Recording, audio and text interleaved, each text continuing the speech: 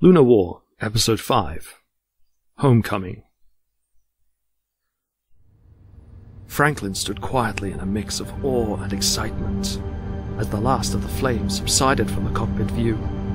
As the first wisps of cloud soared past them amidst the blue skies, he almost wept. The vast expanse of open blue rolled before him as the cargo shuttle slid through the cloud line. It was like a dream. An impossible sight after so long looking only at the perpetual black twilight of the lunar surface. About a half-hour's flight time. I'll be meeting with the escort fighters in about 10 minutes. Franklin glanced back to Parker as she sneered in response, clearly unhappy to be stuck in the cold compartment of the guard post. She crossed her arms and moved to the corner, keeping close to the heater that loomed near the cockpit. What are you looking at, Fish? Is the cargo bay still secure? Well, I don't know, Fish Dick. Maybe the inanimate boxes in there are getting airsick. Stop gawking and go check it out if you give that much of a shit. He frowned. She seemed crankier than normal, a worrying fact in itself. The shuttle shook violently as they ran into turbulence, and she seemed visibly pale. You alright? Fuck off. Airsick yourself, huh? She didn't respond beyond a heated glare, and he raised his hands in mock surrender, heading instead to the guard post to check on the others. The door slid aside and he entered the small compartment. 6 other guards strapped to their seats or clinging to the rigging. He raised a thumbs up in greeting to Drake, the British Indian penal soldier looking to him searchingly for clues on their progress. All in hand. Just a bit bumpy. Oof, glad to hear it. I never had much luck on airplanes. Franklin turned to the other 2 soldiers that had joined them on Orbital 5. They nodded in greeting, seeming friendly enough. They had spoken little. Both were veterans of the Petroleum Wars, but that was all he had gleaned from their background. He returned to the gesture, moving to the far end of the compartment where Jim sat alone in the corner, still hidden beneath his visored helm. You could try and look a little less conspicuous. Well, excuse me, not having your flair for stealth. Better this than Plan B. He tapped the gun at his side, and Franklin frowned deeply. You're a quartermaster. You really think someone is trying to kill you? Someone overrode the security system and tried to flush me into space. Yeah, I'm pretty convinced. What, you fall short on a bet or something? I don't think it's that simple. Relax, we're almost home. Have you put any thought into what you're gonna do once we land? I fancy my chances. If you say so, wish I could join you. Oi, Fish! Stay out of trouble. Easy for you to say. What's wrong? Look at this. Franklin shrugged as Drake passed him the green-lit infopad he held. Streams of numbers played over its surface, but their meaning was far from clear. What is it? Weight distributions. Oh, thrilling. Bet it gets really exciting in Chapter 3. I am serious. Take a look. 600 crates on board. Bird this size with 3 cargo areas, and the crates distributed evenly between them. I'm guessing they aren't? According to the sensors, all the weight is in the rear cargo hold, and it's heavier than it should be. So what? Does some idiot at the dock muck up? That is my point. They didn't. Not according to the cargo manifest here. Franklin looked closer, noting how the manifest clearly stated the spread of cargo across the shuttle. According to the official reports, everything seemed in order. Yet below it, the ship's internal sensors showed no sign of significant weight in the side holds. So someone cocked it up at orbital. Either that or the sensors aren't working. Yes, well, I'm going to take a look. I do not like surprises. It's okay. I'll check it out. Just make sure Parker doesn't throttle someone. Where are James and Alexei? They are already at the back, on patrols with the other 2 soldiers for orbital. I tried asking them already, but they said just boxes were everywhere. I left it at that. Franklin gave an empty smile in response. Ezoc's concerns repeated in his thoughts, and a mounting sense of paranoia played in his mind.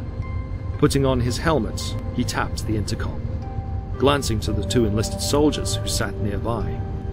There seemed little reason to question them, but it was becoming hard to answer why penal soldiers such as himself were here at all if enlisted were being brought in. James, you there, mate? Yeah, I'm here. Just checking the bay doors. Is there a problem? Nah, nothing. Just ticking off a checklist. Drake says there's a problem in the cargo hold at the rear. He says all the cargo's been moved there. It has. Why? Wasn't there meant to be? No, probably nothing. Don't worry about it. Invaluable? What's going on? You should keep that on. Makes looking at your face a lot easier. Don't worry, it's just the escort. We'll be entering Imperial airspace in the next few minutes. Franklin nodded, heading back to the guard post. How long till we land? Almost there. Maybe 15 minutes. Not enough time for an in-flight movie, is there? In that case, it's time to make pre-landing checks. You need 2 pistols for that. Obviously you didn't see the rats on orbital. There's already 4 of us back there. You needn't bother. Orders are orders. Not that I expect a penal to understand that. Penal, sit down before you fall down. We're out close, we'll be landing soon. As though to emphasize the point, the light above them switched to red, and the engine roar increased. Franklin steadied himself, eventually forced to use his boot's maglocks to stay on his feet. Get ready, you pricks. Landing in 10. Where are the other idiots? Checking out the rear. Tell them they can play with their dicks later. If they want to be thrown around like ragdolls when we land, they can be my guest. What's that light? The question took them by surprise, and Franklin turned to see the quartermaster pointing to the pistol the enlisted had returned to the weapon rack. A small, inconspicuous light flashed there gently on the handle, betrayed only by the wash of red light from above. Before Franklin could speak, something washed over the comm unit. A crackle of stray signal that ended as quickly as it began. Even as he winced at its intrusion, he watched the enlisted reach across to the pistol. What the hell? The soldier reached carefully to pull the tiny light from the handle, pinching it between his fingers. Put it down! The light suddenly pulsed, crackling brightly before a burst of lightning static ignited the gunpowder in the pistol's bullets. The gun exploded, slamming the enlisted soldier to the wall and sparking the alarms. Get us landed! Standing from the bench, Franklin grabbed a rifle from the rack, passing another to Drake and Parker. His intercom crackled, but no message came from James or the others in the rear cargo hold. Stay here. Where the hell are you going? Just stay here. Don't let that enlisted near the cockpit. Ezoc watched, his heart pounding, as the others stormed into the rear of the shuttle. He clutched his rifle tightly, keeping a close eye on the corridor beyond the bulkhead door until it slid back into place and locked with a satisfying click. He allowed himself a moment to relax. He looked back as the co-pilot darted into the guard post, frantically searching through the military gear stowed there for satellite phones. What's the matter? Our signals are being jammed. We can't reach ground control. We can't even reach the escorts. Ezoc could say nothing. His attention had long since passed from the co-pilot, turning instead to the dead soldier that even now was standing from the floor beside him. The dead enlisted moved with sublime grace, lifting himself from the floor without a sound. Ezoc could only watch in astonishment as the enlisted smiled, a pistol drawn into its hand with astonishing speed.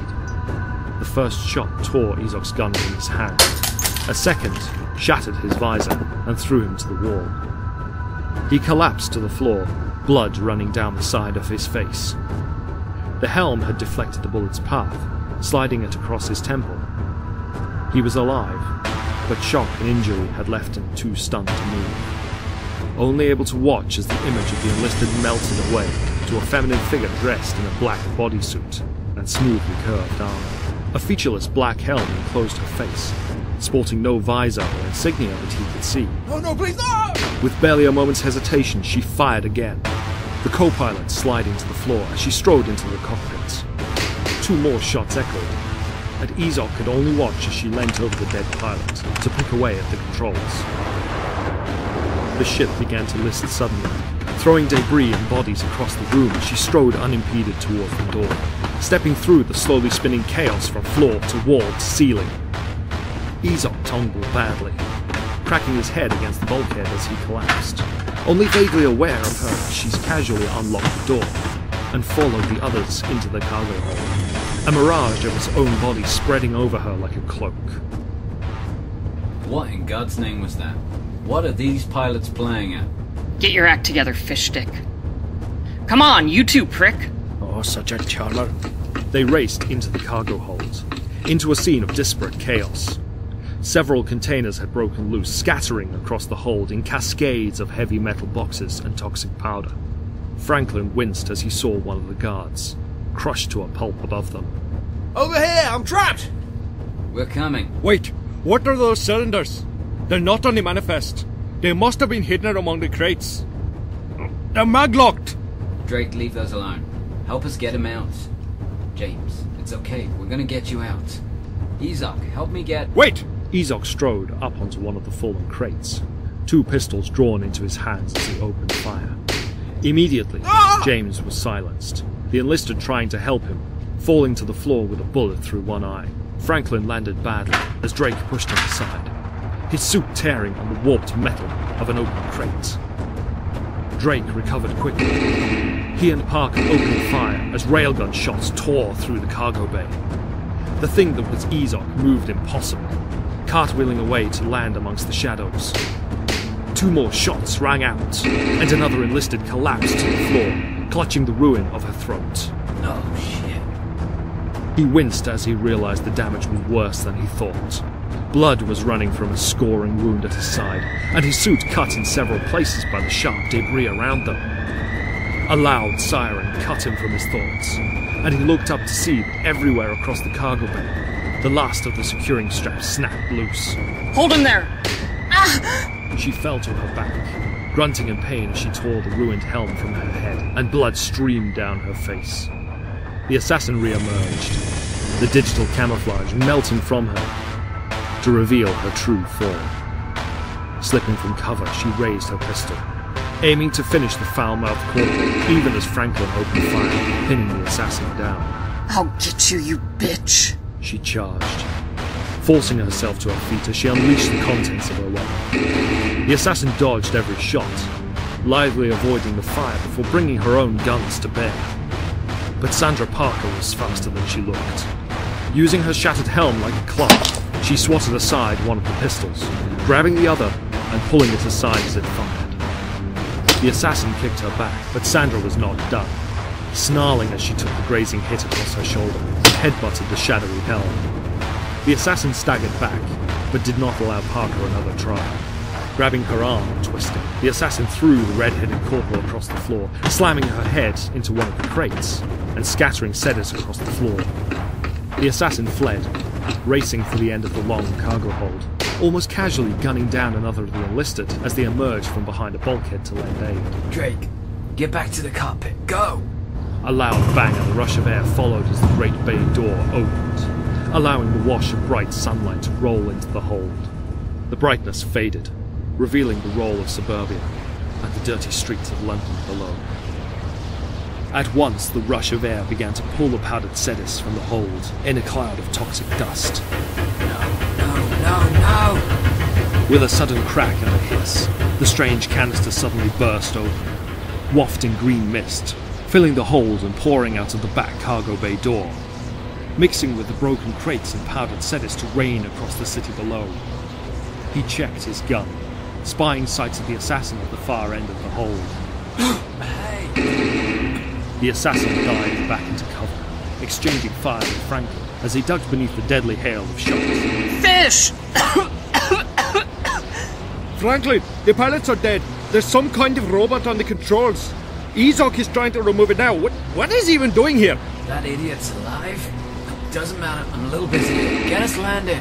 Even as the assassin closed, the roar of a loud bang echoed around him, and the shuttle lurched to the left. What the hell is going on? Frank, it's Ezoc. The right engine just went up in flames. Oh, we're going down. A loud crack snapped Franklin's attention from the intercom, as a crack widened across the weakened fuselage. Even as it did so, he saw the assassin race for the open bay door, a pair of glider wings sliding from the armor at her back. She was gone before he could aim, sweeping out into the open sky. He coughed and winced, shaking as he caught his footing and gritting his teeth at the pain in his side. Ezoc! No answer came, and he struggled to find a nearby bulkhead as the whine of the engines increased. Desperately, he tangled himself into the rigging, feeling the fall of inertia threatening to throw him out among the buildings that were now so frighteningly close. Another whine of tearing metal roared around him, and he watched as a chunk of fuselage fell away to crash into an office building. He closed his eyes, knowing the end was coming, his thoughts turning to his little girl as he closed his eyes. I'm sorry. The shuttle smashed into the Thames, and all became watery darkness.